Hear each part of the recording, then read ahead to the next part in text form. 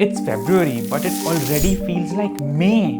India is touching 42 degrees centigrade, and scientists are sounding the alarm. Heat waves are coming earlier, lasting longer, and getting deadlier. But why?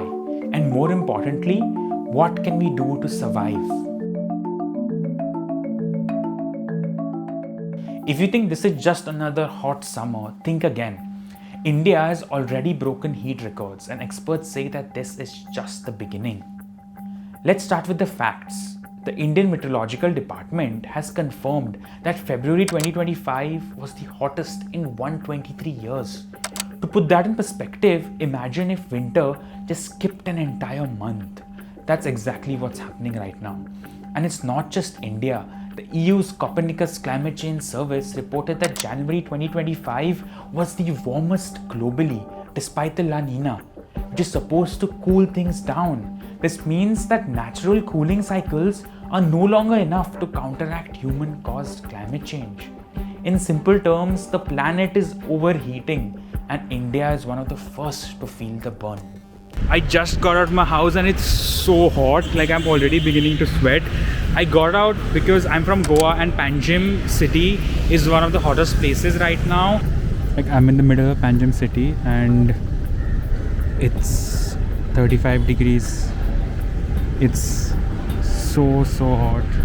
Like I feel my skin is burning. It's Feb. This is not the temperature it's supposed to be at.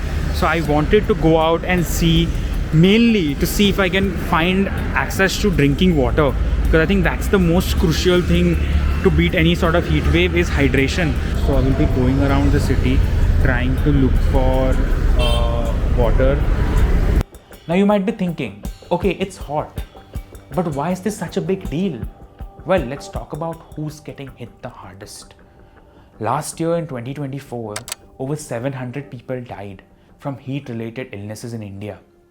Who are the victims? Not people sitting in air-conditioned offices like you and me. It's farmers, construction workers, street vendors, and daily wage laborers. People who can't escape the heat. गर्मी में तो बहुत दिक्कत है, गोवा में तो ज़्यादा गर्मी है ना। तो ये पणजी शहर में पानी के पीने के लिए सुविधा है कोई? नहीं, बिल्कुल नहीं है। कोई होटल रेस्टोरेंट वाले देते हैं, दान करते तो बस, बाकी कहीं पे ना कुछ नहीं है। गर्मी में यहाँ पे बहुत दिक्कत होता है, टेम्परेचर बहुत ही हाई है और ऊपर से पानी नहीं मिलता है। अरे अमीर लोग तो 20 रुपये 50 रुपये 100 रुपये देकर पानी पीते, जो गरीब वो क्या पियेंगे? I went throughout the city of Panjim. I could not find water. So if we are dealing with like such extreme heat waves, it is very important to have bare minimum access to water. And it's not just about feeling uncomfortable. Heat waves don't just kill by making you sweat. They shut down your organs, dehydrate your brain, and even cause heart failure. Cities like Ahmedabad, Delhi, and Jaipur are turning into literal heat islands, where concrete buildings trap heat and make the air hotter than before. Without shade, without water, people are left to suffer. The places that are not covered, there is no shade like these, just open air, is extremely hot and like it's very difficult to maneuver. These are the only parts which are like shaded by trees, which is moderately cool as compared to the other parts that are just too hot to function. So what if we do nothing? What if we just deal with it? Here's the terrifying reality. If heat waves keep getting worse, India's food supply would collapse. Wheat, rice, vegetables, they all have temperature limits. If crops get too much heat at the wrong time, they die. That means food shortages, price hikes, and economic instability. And let's not forget power cuts. In Odisha, Andhra Pradesh, and Rajasthan, heat waves in 2024 caused massive power failures. Hospitals were struggling with patient overloads. We're looking at a future where February summers becomes a norm. Okay, so what's the solution? Do we just hope that the weather magically fixes itself? No. But there are a few things that we can do right now. The National Center for Disease Control has already issued guidelines for real-time heat alerts via mobile phones. Imagine getting an SMS, heatwave alert, stay hydrated, avoid sun exposure. It sounds simple, but in rural areas, it can save lives. Ahmedabad has started a cool roof initiative where buildings are painted with solar reflective coatings to bring down indoor temperatures by 3 to 5 degrees centigrade. More cities need to follow this. We need more air-conditioned safe zones, libraries, schools and shelters where people can escape the worst heat hours, especially in slums and low-income areas.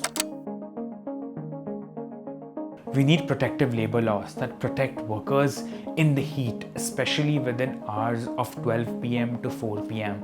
It is inhumane to ask anyone to work at peak heat, which could potentially be critically harmful to their health.